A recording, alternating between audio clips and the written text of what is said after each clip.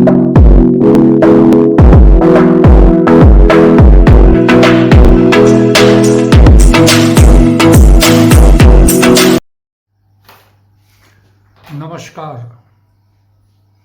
आप सभी का बहुत बहुत स्वागत। आप देख रहे हैं हितेश की बात और मैं हूं हितेश मोहन। जनाब, मालूम नहीं था कि ऐसा भी एक वक्त आएगा। जनाब, मालूम नहीं था कि ऐसा भी एक वक्त आएगा। इन बेवक्त मौसमों की तरह तुम भी क्षण भर में यूं बदल जाएंगे। इन बेवक्त मौसमों की तरह तुम भी क्षण भर में यूं बदल जाओगे। कुछ दिन पहले दलाई लामा के कुत्ते डूका की नीलामी हुई। इसका संरक्षित मूल्य रखा गया सिर्फ 500 रुपए। एक व्यक्ति ने 1500 रुपए ज्यादा देकर इसे 2000 रुपए में खरीद लिया। डूका 12 साल तक दलाई लामा की सुरक्षा में तैनात था और इसे 1.25 लाख रुपए में खरीदा गया था। यूं ये एक समान सी घटना है, एक सामान्य सी घटना है, लेकिन यदि हम गौर से देखें तो इससे हमको कई निष्कर्ष निकलते दिखाई देते हैं। एक तो ये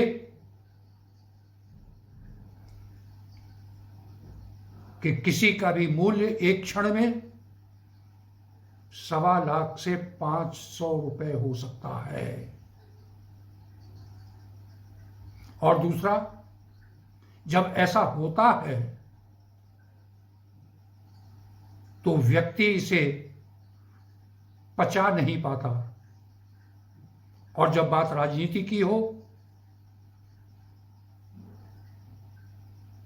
तो ये राजनीति में बेहद सटीक तरह से लागू होती है। नेता पूरी तरह बौरा जाता है।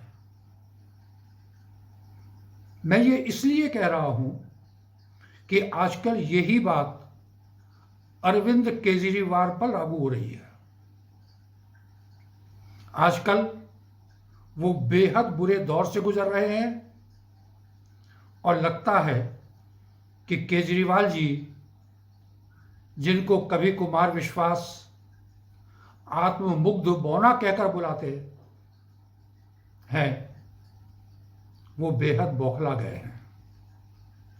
इसी बौखलाहट में वो प्रधानमंत्री नरेंद्र मोदी के लिए दिल्ली विधानसभा में बेहद अपमानजनक शब्दों का उपयोग करते हैं। प्रधानमंत्री मोदी के लिए उन्हें कायर, सबसे बड़ा भ्रष्टाचारी, अनपढ़ और जाने क्या क्या नहीं कहा। पर प्रश्न ये भी है कि उन्होंने मोदी को बेइज्जत करने के लिए दिल्ली विधानसभा को ही क्यों चुना? क्योंकि वो अच्छी तरह जानते हैं कि विधानसभा में कही गई उनकी बातों पर उन पर कोई भी मुकदमा नहीं चल सकता। दूध का जला छाछ को भी फूंक फूंक कर पीता है और केजरीवाल जी आजकल यही कर रहे हैं। विधानसभा के बाहर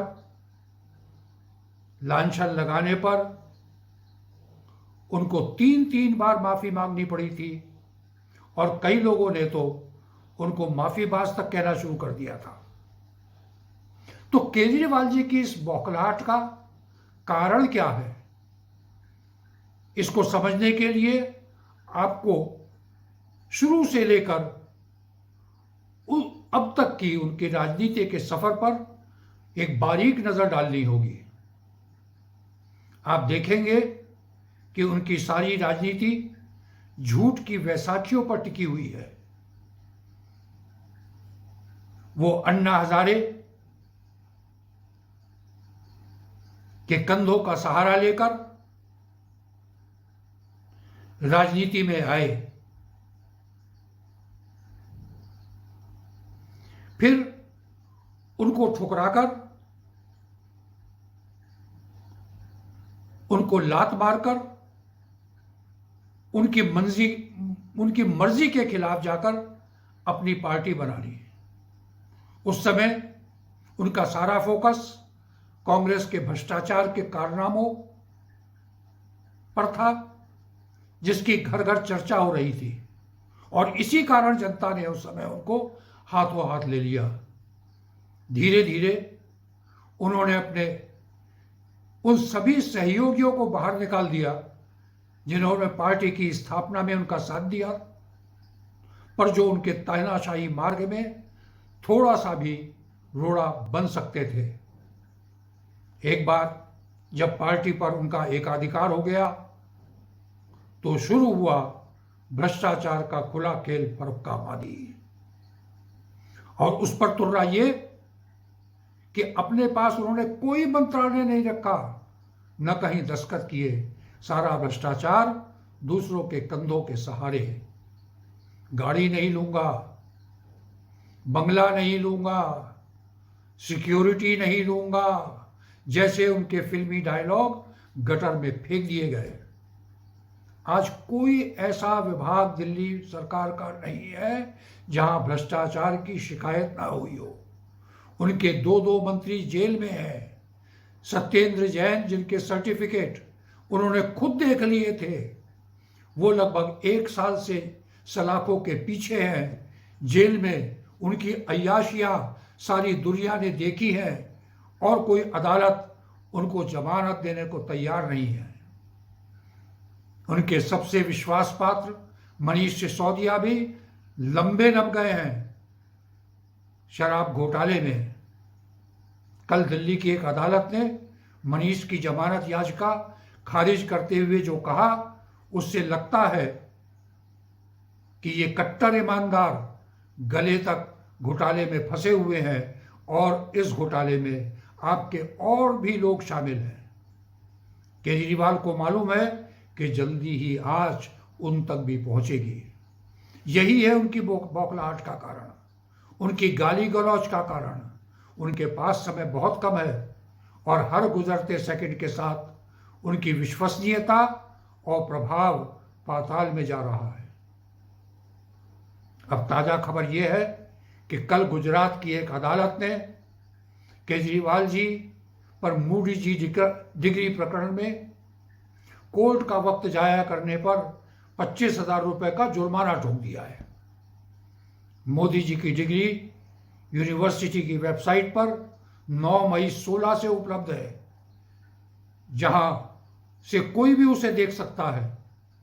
10 मई 16 को अमित शाह तथा स्वर्गीय अरुण जेटली जी प्रेस कॉन्फ्रेंस करके उनकी डिग्री को सार्वजनिक कर चुके हैं, लेकिन कुपड़ और आंख के अंधों को मोदी जी की डिग्री नजर नहीं आ रही है।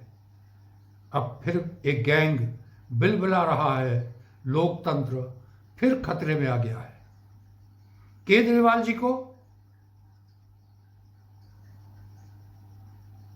इन कुपड़ केजरीवाल महोदय को यह अच्छी तरह समझ लेना चाहिए कि समय किसी का सगा नहीं होता, और ये भी कि आप कुछ समय तक तो सबको मूर्ख बना सकते हैं, लेकिन आप हर किसी को हर समय मूर्ख नहीं बना सकते।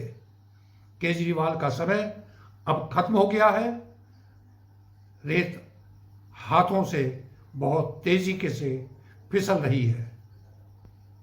आज बस इतना ही।